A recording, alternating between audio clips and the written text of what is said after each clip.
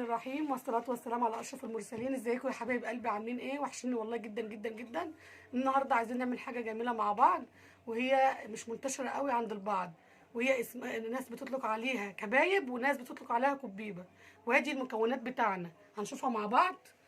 رز يا جماعة، المفروض كيلو الرز مقابله نص كيلو لحمة. تمام زي ما انتم شايفين كده. عندك البصل بتاعك اهوت، كزبره وشبت، ماشي يا جماعه. وعندك التوابل بتاعتك كلها: الفلفل الاسمر، الكمون، الملح، الشطه، البهارات والكركم. وعندك طبعا الثوم بتاعنا، ما تنسوهوش. بتحب يا جماعه الثوم؟ وطبعا هي بص الخضره بتاعها لازم تبقى كتير، والتوابل والثوم هنحطهم طبعا احنا مع بعض كده زي ما انتم شايفين. تمام كده كله، لان هو هينضرب في المكنه زي ما انتم شايفين كده. هنحط كل المكونات بتاعنا يا جماعه على بعض كده. تمام اهوت. بسم الله الرحمن الرحيم.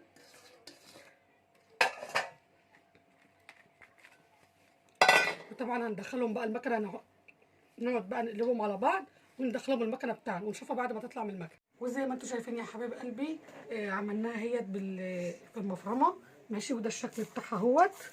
تمام، حطينا المكونات على بعضها وعملناها. لو انت عايزه تبدلي الرز بفريك، تمام، دي طعم ودي طعم. ان شاء الله المره الجايه اعملها لكم بالفريك باذن الله. تمام.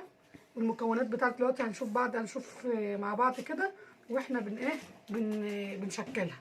ماشي، بناخد الزيت كده على ايدينا كده عشان ما تلزقش معاكي، ماشي. وبنعملها ولها كذا شكل. عايزه تعمليها صوابع، عايزه تعمليها مدوره، عايزه تعمليها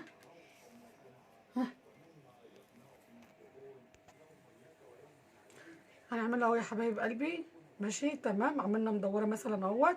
هنعملها مثلا زي قرص الطعميه كده زي ما انتم شايفين، حسب الحجم. عايزه مقاس كده، عايزه تكبري شويه براحتك. تمام. هنعمل اهوت صوابع الشكل اللي انتوا تحبوه او ترتاحوا ان انتوا تعملوه اعملوه.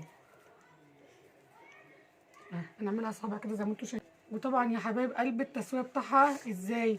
بتقدحي زيت، وبعد ما يقدح حطي الميه بتاعتك ونطره ملح بسيطه جدا، عشان ما تنسوش ان احنا حاطين التوابل بتاعنا كلها في قلب الايه، الحاجه في قلب الخلطه كلها. فلما تيجي تحطي ملح حطي حاجه شعره صغيره كده، بحيث ان انت ما تبقاش حادقه منك. لقيتيها بعد كده عايزه ملح حط لها. تمام.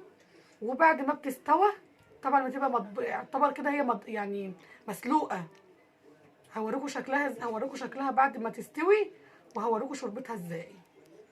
تمام. واشوفكم ان شاء الله بعد ما نطلعها من النار. وطبعا يا حبايب قلبي رجعت لكم بعد ما سلقنا الكبايب بتاعتي اهيت، ودوت الشكل بتاعها اهي يا حبايب قلبي. تمام. وده برضو الشكل بتاعها كده. وديت اللي عامله زي قرص الطعميه اهوت، وبطاطا جميله، ماشي. وطبعا زي ما انتم شايفين احنا حمرناها بعد ما سلقتها، طلعتها وحمرتها زي ما انتم شايفين بالشكل ده. طعمها جميل، ده طعم وده طعم، والاتنين احلى من بعض والله بالله. انتوا لو جربتوه مش هتسلوه. ودي يا جماعه المكرونه الاسباجيتي اهيت، دي شكلها بعد ما اتعمل. طبعا احنا عملناها بطريقه ان ولادي دقوها في مصر وقالوا لي يا بابا احنا دوقنا مكرونه كانت جميله جدا، فرحت ادوقها ففهمت ان هو عاملها زي طشه الملوخيه. سبك الطماطم وقام جايب تومه مع فلفل اسمر وبهارات، وقام مشوحها زي طشه الملوخيه، وقام طششها على الطماطم، فبقت عامله مديها ريحه زي، بصراحه هي طعمها جميل وهي قدامكم اهي. وشكلها شوفوا شكلها جميله اللي هي عملتها. مسلوقه هي طبعا زي ما انتم شايفين، وحمرت منها وتحمر منها برضه. يعني تحبش الاكل كده عندك اهيت صينيه لحمه بالخضار جميله برضه. تمام. بتشكلي بقى اللي انت عايزاه، وبالف هنا وشفا ليكم. وطبعا يا جماعه زي ما انتم شايفين ان الاكل اهوت متحبش، طبق بطاطس محمر برضه.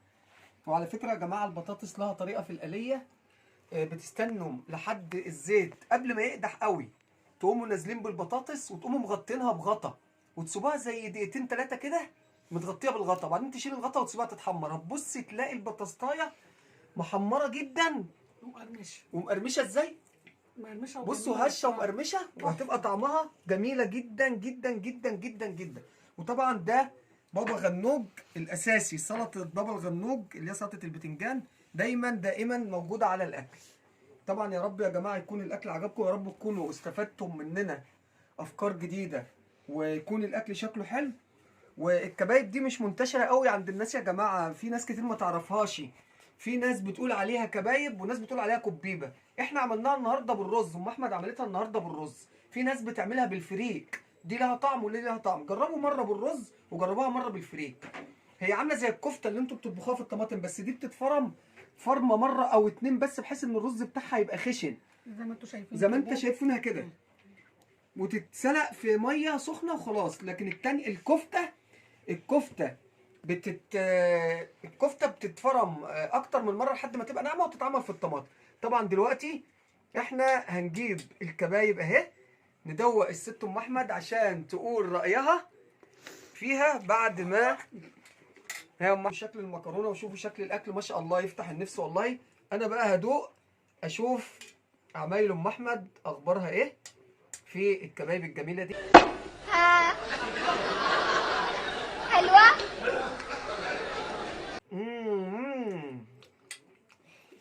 الصراحه مين طفى النور؟